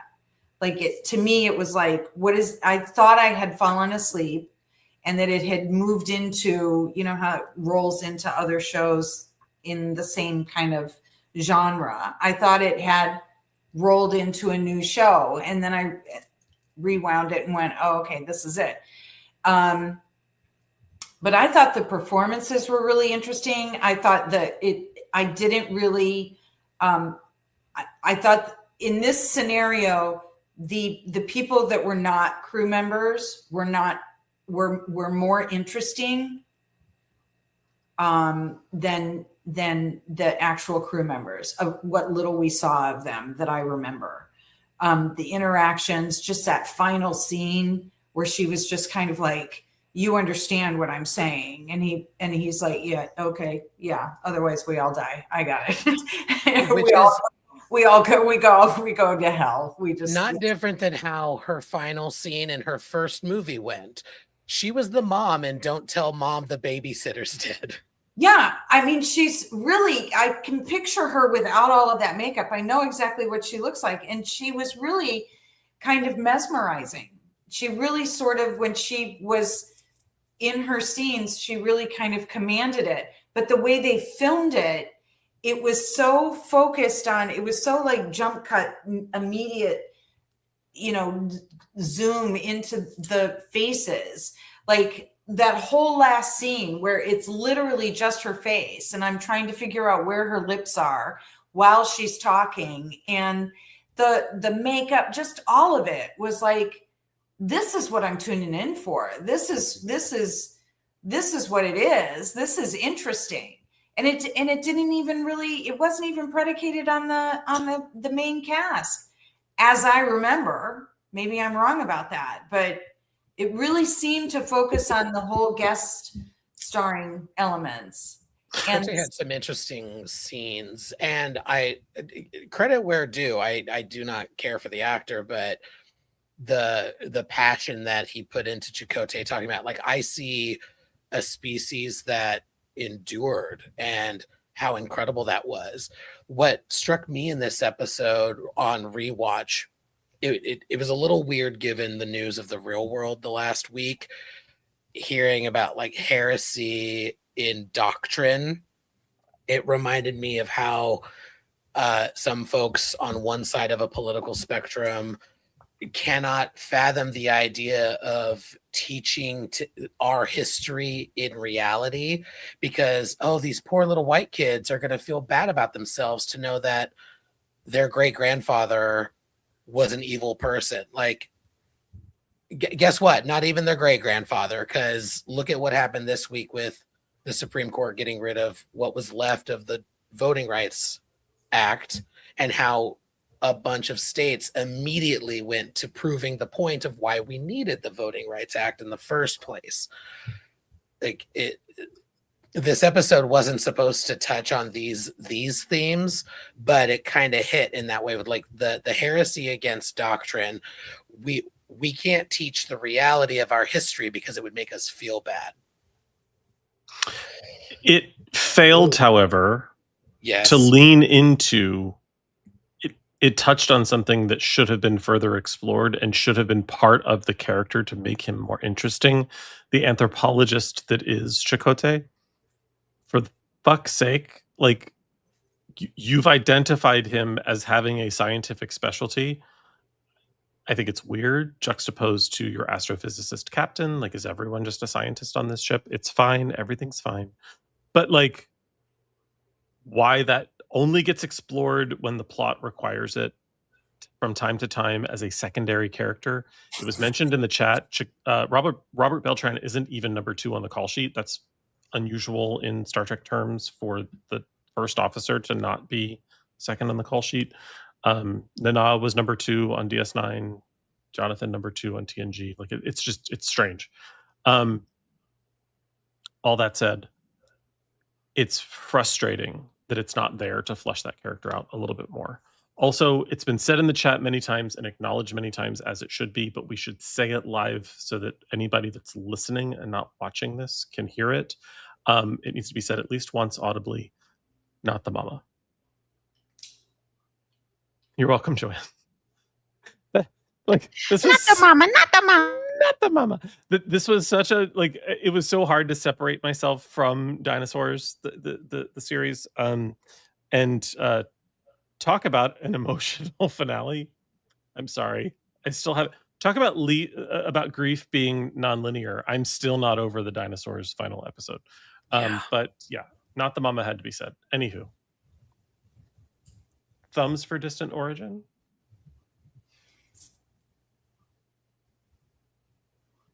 It's our first unanimous for all of season 3. I think it's a thumbs up. Dinosaurs from Earth. Great job, Dinosaurs. Y'all deserve it. You deserve better than the ending you got for your ride at Disney World. Season 3, for those of you that don't know, that episode, that ride has been scrapped and replaced with a different theme. It's very upsetting for those of us who care about Animal Kingdom. Season 3, episode 24, Displaced. Janeway's crew members mysteriously trade places with aliens from Nuria 3 and find themselves transplanted to an artificial world. I will kick this one off by sharing that not just for an episode in season 3, but for a Voyager episode, I fucking love this episode. There's something very sci-fi about the alien zoo of it all. There's the terrifying aspect of their interesting turn of the aliens replacing them with like, we don't know, we're just lost, your lights are bright, please turn them down. It was giving early V the miniseries vibes in terms of like, we're innocent, we're here to help, we don't understand what's happening, just kidding, we want all your stuff. Like the turn is fun for me. The using the Doctor as a scanner in the alien environment is hilarious. Just basically turning the Doctor into a tricorder. The though too late world building, the world building of B'Elanna and Tom like Tom talking about outranking her because he achieved his rank a few days before she did. Just the silliness of that and the pulling rank of it all. I love kind of everything about it. It ends a little too convenient, where Janeway just magically is like, we've hacked their computers and we've made everything cold, and now they'll come back and give us our ship back. Like, it would have been more fun, I think, if we had pulled a Basics 2 and had somebody still left on the ship, maybe the Doctor, to kind of bring the ship back and remedy things. But the alien swap, make the ship cold. So that it's the same solution on both ships. Just turn off the heater. Yes. Turns out it's the solution to every hostage crisis. Yeah, I don't know. I kind of loved it. I kind of loved. It was very Star Trek in its. We didn't just free our crew from the zoo. We said no to zoos. Like there was a very emphatic white savior message to the whole thing that made me laugh. So I'd love to hear everyone else's thoughts, should you have them, on This is Displaced. quintessential filler, and I mean that respectfully, because I love filler. We've talked about this before. Filler is where you get some interesting character development. There's a little bit of that here, but like this episode just exists. It doesn't carry the overall forward. But we like you mentioned the fun little bit with Tom and B'Elanna. I like a controversial opinion. I kind of like their relationship. It's a little 60s TV tropey, but like in kind of a fun way for the most part. But this episode was just like it was fun filler. It didn't detract anything. It didn't move anything forward too deeply, but we got some fun character moments. I couldn't stop thinking of Hot Dog on a Stick. Their little hats. I don't know if anybody's familiar with the Hot Dog on a Stick uniform, but their little hats. Also, I'm with Norman in the chat. Fez hats, exactly. What? So you found like, what was it? 48 different little polyps. What happens to all of them? It's normally they're surgically removed one by one under anesthesia, but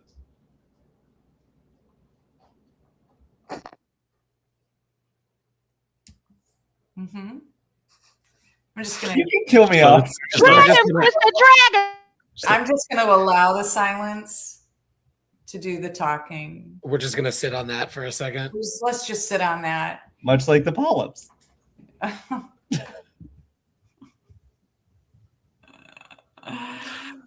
Also, a reminder: if you're 45 or older, speak to your physician about a colonoscopy. There you have it.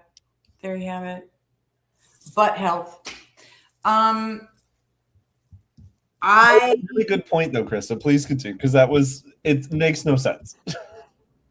It wasn't even my point. It was Norman's point. Perhaps Norman has a comment about polyps. Or reply to your Norman, do you have a PSA you'd like to share? Huh? Are you wearing you are wearing a baseball cap, aren't you? Oh. Okay. I find out on Voyager, the costume designers like very frequently put like an entire alien civilization in sort of like these medieval robes, and it's always like this weird like jump thing, because there's always like at least like one super hot guy in like the medieval robes, and always just like looks kind of incongruous to me. You know who I'm talking about. I love that they take over the ship in those robes too. They're like, we don't need to move because it's now 140 of us to 2 of you. And they have the weird like accents, but that some were on the chest, some were on this shoulder, some were down. Like, it's just, I would think that working in costuming would be like the shit. That would be, look, here's some corrugated cardboard. Let's make a crown. Here's like, I would imagine that would just be so much fun. It's like the game Props from Whose Line Is It Anyway? You're just turning things into different things. Yeah. Yeah. But yeah, it's a conundrum. Sometimes it hits your chest, sometimes it hits your shoulder. I'd love to see thumbs for displaced. All right, you sideways cantankerous misses. Alrighty. Season 3, episode 25, worst case scenario. Crew members discover a secret holographic novel program depicting Seska and the Maquis leading a rebellion on Voyager. Dun dun dun. This is what the hologram is for. The hologram. This is what it's for. Recreating your friends. Leaving booby traps. Matt, Yes! there's nothing to me calling on you regarding the worst case scenario, but I'd love to hear your opinions first on this episode. Hey, remember when we had half a Maquis crew that could potentially be a problem? Oh yeah. No, didn't. Like, it's nice that we finally are like, I'm glad Tuvok did his fucking job, because Janeway was like, welcome, we share this ship now. Here are the access codes. Like, it was so nice to see that there was a little bit of like thought put into the whole premise of Voyager. It was almost like someone said, hey, remember in like pre-production when we said that there would be these two crews and we didn't have any like I loved seeing this. You're absolutely right, Krista. This is what you do with a holodeck. Like, train yourself. Think of the scenarios. Think of the fun, but also have fun doing it. And I love that I loved the crew at the end when they're like, wait, it's not finished. Wait, I have thoughts. I have notes. Please. No. Here's what we should do if everybody turned against each other. It was so fucking funny. It's so good. This episode, I think, is so fun. We get Seska back. Like, you know, in not Seska, but also like we both know, like I think this is such a good episode. Also, when did she leave this booby trap? Like she planned her escape. She planned for in case Tuvok reopened the program. Like what if she was still on the crew and he reopened and everyone looks at her and is like, wait, you're not wait, what? Also, not the Seska. And a total callback to yeah. Oh, I love this episode. I unabashedly. I just loved Janeway sitting behind her desk going, it's come to my attention. Many of the crew members are contemplating. Oh, this is my time to shine. It has come to my attention. Exactly. Don't do this to me. Oh, yeah, hold on. I'll do it has come to my attention that many of our crew members are I don't remember the line. Contemplating a mutiny. Contemplating a mutiny. Yeah. And I also gotta say, like, be able to consider why this might be a bit troubling. She shoots down Tuvok so quickly in the briefing room too. She's like, "No, we're gonna have fucking fun with this." Yes. She's like, "No. You think that you're off the hook? No. You started this. By the way, Janeway is right. You do not sweep that under the rug. Yes. Like, I cannot tell you the number of like corporate settings you read about in an article. I have experienced like shut down the Zoom chat because we don't like what people are saying of it all. Like it will backfire always. You do not sweep this kind of thing under the rug. You sunlight is the best disinfectant. And they said mutiny. Just do it on the holiday. You can mutiny. I would just rather you do it in the holiday. If you're gonna mutiny, I'd rather you do it here. Yeah. Because I'm a cool captain. Benji, you were gonna say something? I'm a cool captain. You guys are gonna mutiny and detonate the warp core. Just do it in the holodeck where it's safe and we know where you are. Oh, I think it was just giving. I was watching it today, and I was like, "This is giving like Across the Unknown." Like it was giving me flashbacks to like yesterday. A little bit, yeah. Like this is funny. Can you mutiny in the game? Do we know? Is there an opportunity? Or perhaps. If your morale goes too low, the crew will leave. Oh, but they won't mutiny? To where? The zoo? Where are they gonna... There should have been a Fox mutiny option. Kind of makes sense. Yes, ma'am. I do kind of love everything about this episode. Yeah. It is the best use of the holodeck. It is hands down just a delightful romp into the what if universe, and I'm a big fan. So I would love to see everyone's thumbs for worst case scenario. Krista, show us your thumbs.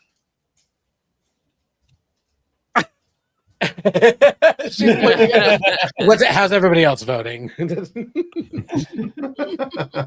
What episode is this? I love it. All right, y'all. Here we are. Season 3, episode 26. Scorpion, part 1. Kim is attacked by an alien when... That's not what this episode is about. I'm sorry, I can't.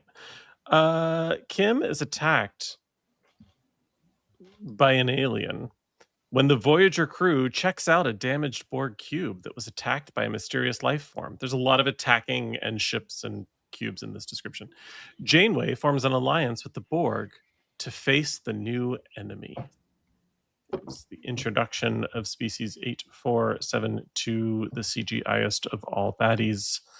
William, your feelings about Scorpion, part 1. Yeah, I think this episode where I was like, okay, now we're cooking with a little bit of gas. Like, this was like interesting. Like, we're not going to spoil it. I mean, like, it's a 2-parter, but like, I think this is like we talked about. It's one of the rare instances where I think they stick the landing better than the initial kind of launch of the 2-parter. So I think the end of it is far more, it's really fascinating and does have some really interesting tie-ins to the rest of the season. Like, we get some of the stuff with Cass, we get the stuff with Chakotay being able to talk to, later on. Like, I think it's a very interesting, like, episode. And, like, to deal with our first, like, big meeting of the Borg is that they're in a war with a species they can't assimilate or defeat. And like what that means for them, because how they learn is through assimilation, and that kind of the world building of kind of the fleshing out of the Borg. And I think that the issues it causes with Janeway and Chakotay are very interesting, because we see their conflict, and it's kind of like, oh, they really don't see eye to eye on this. So you kind of don't know how it's going to end up. I do feel like, I don't know if we should spoil it and whatever the ending, but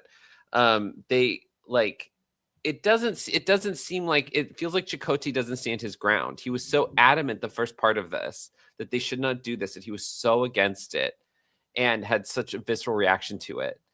And James just be like, now we're going to do it, because like, they talk about the analogy of the scorpion, which kind of ends up happening. But very interesting. I don't know. I like these are like my favorite episodes of Voyager. Like, as much as I think the Borg we get a little tired of them, I think this is the most interesting introduction of them as a species again. Like, this is the first time we see them as in crisis versus us fighting off a cube, or them with some diabolical plan to do something. Like, it's they're on the back foot here and dealing with an enemy they don't understand. And like, where they like kind of, we see the weakness of the Borg is if they can't assimilate you, they don't understand you. Yeah, I think my only criticism of this episode, these episodes, and of Species 8472 is the notion of and the depiction of fluidic space. I much would have preferred there's some sort of weird vacuole that they enter into a realm and emerge from, rather than it just being this sort of very comic booky other dimensions of sorts. Like, give me a specific entrance and exit, or give me a realm of space or a nebula in which they've occupied and dominated. I needed it to be a little more 3-dimensional, to make it a little more nefarious. The fluidity of it all sort of made them more fanciful, which made them less imposing for me. I will say, to that one point, and this is someone that played Star Trek Online for 13 years or however long it's been. They do a really good job of fleshing them out in that, and not even in a way that we need to know more, but like fluidic space. I think that is the one thing where Voyager had a really good idea, and it was a product of the time, the limitations of CGI and like the way they portrayed that, because having them be from this other, it is kind of what you're saying, but it's just like a pocket of subspace that is fluid based versus vacuole based. Like I will say it, when you get a little more context, obviously I don't want to bring in beta canon, and that's what STO even is. But I will say they do a really good job in that, and it does make them more compelling. Yeah, they actually give them the name and the Undine. So, which I would have preferred Starfleet to discover and talk about, especially in a later episode where they come up. Yeah, Starfleet constantly referring to them using a Borg designation feels off for some reason. Yeah. Especially, no spoilers, but there is another episode that comes in later that really should have had their name in it. Yeah. And the thing with Species 8472 for me that I like their introduction. I like that they get explored a little bit in the future, because I don't love the notion of a purely evil species overall. It's something I'm struggling with a bit in Strange New Worlds. Like the notion that the Gorn are just what they have made of the Gorn, and whatever hood ornament Captain Benteen is blocking is just nothing but pure Batel, excuse me. Benteen is another, Yes. Yeah. The only thing I dislike about this episode is the character swap, which is getting into next week technically. I get that they needed a shakeup for ratings, and I get that they felt the actor was not well and not working out in a workplace setting. I wish things could have been different for her, mostly on a human level, but also just for Star Trek, like how interesting it could have been to add 7 of 9 without subtracting Kes, and how interesting it could have been if 7 of 9 wasn't just liquid paint for her costume, because we've seen her in Picard. She looks sexy as hell wearing clothing that fit. With She looks the best in that uniform out of anyone. In season 3, she rocks that fucking crop uniform in a badass way the whole time. I mean, I was talking about her season 1 outfit, but yes, that as well. Like in uniform, out of uniform, like a real costume that fits. Like, people can be sexy and it doesn't have to be skin tight. So like, and Norman's bringing up in the chat, like they added Worf, they didn't subtract someone when he came aboard, and it augmented the storytelling. And I know I had to step away, but I know Will has talked about this before. We needed to see the Borg because we've known that they've been in the Delta. They come from the Delta Quadrant. And again, I'm skipping ahead because this is a 2-parter, but like that they get whisked safely out of Borg space, and yet we keep running into them. It does a disservice. It's sort of like the reset buttons. Like, we keep touching on the same thing when we could just have a new species in a new part of the Delta Quadrant. Also, I was just gonna say, also to Will's point, like several episodes ago, how interesting if Voyager up to this point had been an exploration of a devastated quadrant, because it was resource deprived due to the Borg and due to their rapid expansion and assimilation of other species. Yeah.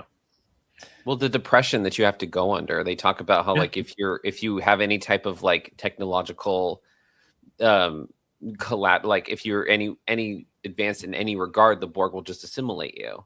So like it makes sense that they would run into people who are like real technologically very not advanced at all, or species that are hyper advanced. Like, there can't be a middle ground because the Borg will just assimilate you. And that in an point. interesting sort of Star Trek crossover, there's a fantastic species offshoot of humans in Stargate Atlantis, who basically do the same thing. They live, their technology is underground. On the surface, they're living a very agrarian life because they don't want to attract attention and look like a developed technological species. You know, like, and Will, you bring up a really good point that I wish we could have seen the element of the Borg as the dominating oppressors, but not via assimilation, but via that like glass cap that every civilization is like, you're not really like controlled by the Borg, but you're always controlled by the specter of the Borg. So you can only like there you would see these species that are constantly like, well, the Borg already know how to do this, so we can go this route and they're not going to bother us, but we can't like, don't think of something new because then it'll cause the Borg to come. And it's like this terrified, you're the rats living under the society type of thing. And what a fun reveal it could have been if like there was like the specter of this like this evil or like this or not evil, but like the Kazon have a legend and the Vidians have a similar legend, and then like through over time they discover, oh shit, they were talking about the Borg. Yeah. And here we are running into Borg space. And I totally missed, I set up my comment as a Star Trek tie-in and forgot to explain the tie-in. Colomini plays one of the characters in that Atlantis tie-in. So sorry, Colomini is in Stargate Atlantis as one of those people. Sorry. But I also, Stan, to your point earlier, when you were saying how like, oh, they got thrown through Borg space, but we keep running into them. There's part of me that kind of likes it because then it's like, oh, the Borg are pushing out. Like, you never know. Like, yes, we got through the worst of it where they are the dominating only factor, but we still like it. Part of me thinks, I see what you're saying, and it does trivialize it when we realize that we will always defeat the Borg. But there is part of me that likes it from the element of like, they're everywhere. They will push forward and they will continue to seek out them being a specter over a massive swath of the quadrant. I think makes sense.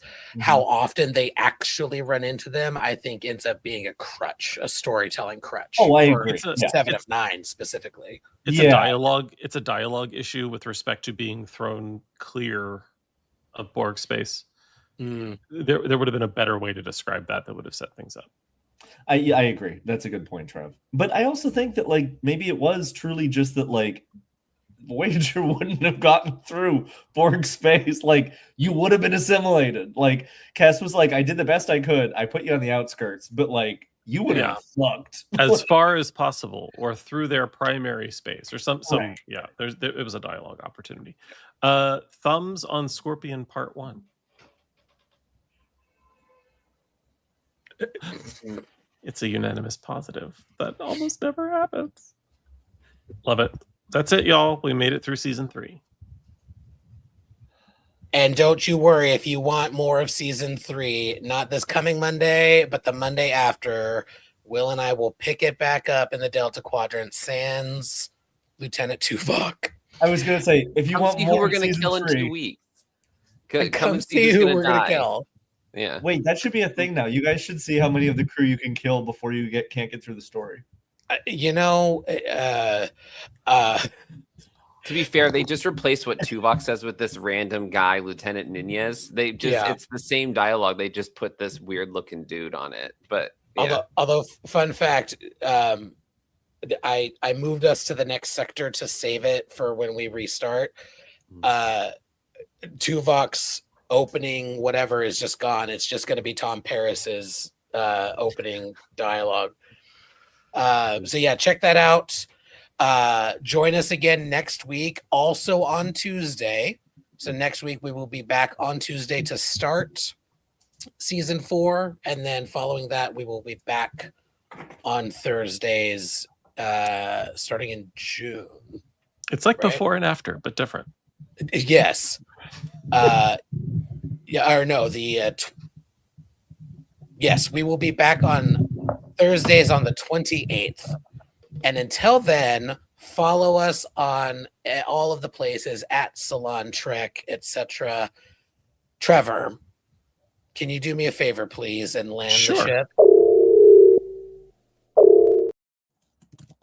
For Star Trek Voyager Season 3, Part 2, there were 6 thumbs ups, 5 thumbs sidewayses, and 2 thumbs downs. So, as predicted, we're liking Voyager just a smidge more as it ages. It is a bit of a fine wine in that respect.